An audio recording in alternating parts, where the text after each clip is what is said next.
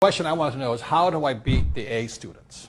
Because in school, no matter what class I was in, I was always a C student, no matter what happened. I was, how come I'm always a C student?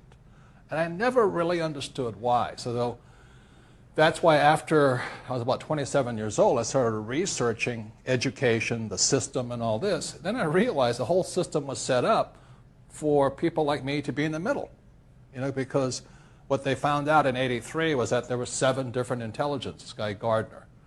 And I'm not strong in the top 2 intelligence, which is reading and math. I'm a horrible reader, I'm a horrible writer, and I'm very slow at math. But I'm very good with my hands, and I'm also pretty good with what they call intrapersonal communication. There's interpersonal, which is communicating with another person. But intrapersonal is that communication with yourself. And if a person's very good at communication with self, you have a better chance of success. So the way I chunked it down, this has been 30 years, and again, I'm not a rocket scientist or a brain surgeon, is that the way you beat an A student was, I finally figured it out, was that we had 3 parts to a brain. We had the left brain, the right brain, and what I call the subconscious brain. Generally, when we say somebody's good at reading and writing and math, they're generally left brains. So these are the guys that do well in school. That is not me. I can read and I can write, but I read very slowly, and I can count as fast as my fingers can cheat on the single. And the right brain is the creative side. So this is analytical, and this is creative. So the way I solve problems is very simple. The way I beat an A student is, if I run into a problem saying, I don't have enough money, or how do I put this deal together, or how do I get to do this, it's not left brain, it's creative. I go spatial. So people who are artists and musicians and things like this, they're more right brain. They get hammered in school. You know what I'm saying?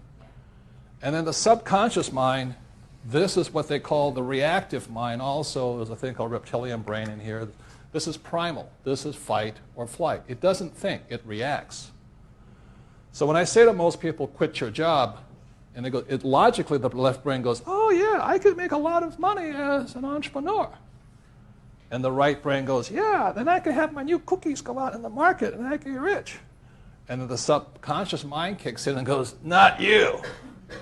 The fear kicks in and all this. Now, the moment that fear kicks in, or greed, it doesn't make any difference, the brain drops, the blood drops out, goes here. The moment the blood drains out of here from these 2 things called the carotid arteries, it pulls down. It goes reptilian. You turn it into a little reptile and cannot think anymore. So that's, for the last 30 years, I've been watching that. So when I talk to certain people, don't mention who, I talk to them, they go reptilian on me so fast, I can't believe it. What if I fail? What if I make a mistake? It's too risky out there. Or that's fear. Another one's greed. When the real estate market was climbing, all of these guys who had no business in real estate jumped in. Ah! And the market crashes. Ah! They all jump out. So in other words, they go reptilian. Does that make sense? I call it the lizard. And when the sun's hot, they climb around. When the sun's cold, they go inside. And they can't think because this is thinking. That make sense, you guys? So the other side of it is, with me personally, there is the battle between the fat boy and the stud. I mean, every single morning I wake up and the stud says, okay, time to go to the gym. The fat boy goes, nah, not this morning. I don't think so, I think I'll have a little chocolate latte and relax a little bit. Or when I said, I'm going to be rich, and the subconscious goes, not you, you're a loser. You know what I'm talking about here? It's the battle. It is the battle. Constant. And so the battle is between the left brain, the right brain, and subconscious. And for those who know me over the last 30 years, that's all I've been talking about. So I can educate this, but I found out this was the most powerful. It's called the reaction, is the reptilian. So when I say I'm going to go make money, no problem. All 3 brains line up. It's crystal. I don't have any fear there. But I also learned this in Vietnam. They said, "Oh, there's a machine gun over there." I go, "Roger, Dodger." He goes, "Left brain, right brain. I'll take that bastard off. There's only one of us is going to go home today, and it's going to be me. I'm going to kill him." But you talk to other people. What if I die? So you better not fly with me because I don't want you in my aircraft. If a person cannot control their subconscious mind, I don't want them on my team because they'll panic, they'll blow it, they won't shoot when they have to shoot, they'll run when they should be going forward, they'll back up and things like this. So these are the whole thing. So in the battle of the human mind, it's all inside of here, as best I can see. So making money is not an issue. Going to the gym, big issue. Eating is an issue for me. I'm not addicted to, I used to smoke for 2 years. When I said I'm not going to smoke, stop. I drink a lot, I can stop. I like coffee, I can stop. And all this. But the one thing, as I go past a Chinese restaurant, cannot stop. Yeah, baby, here we go.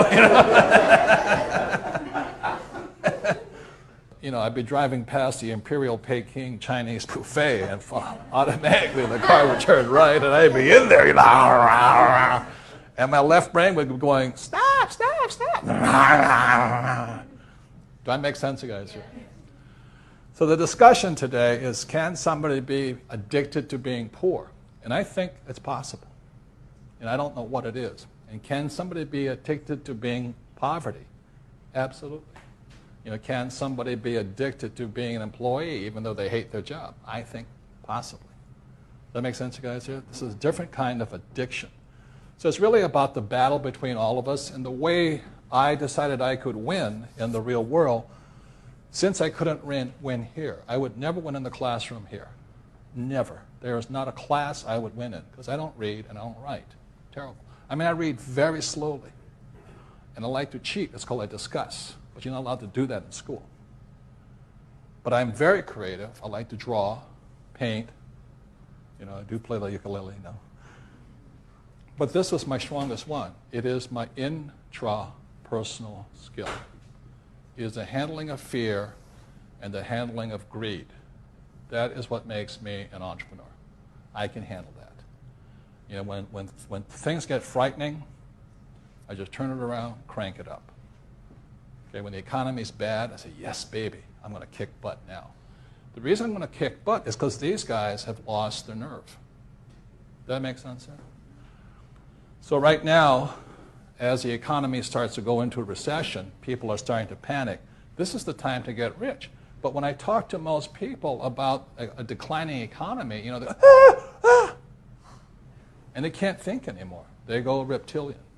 Am I making sense here?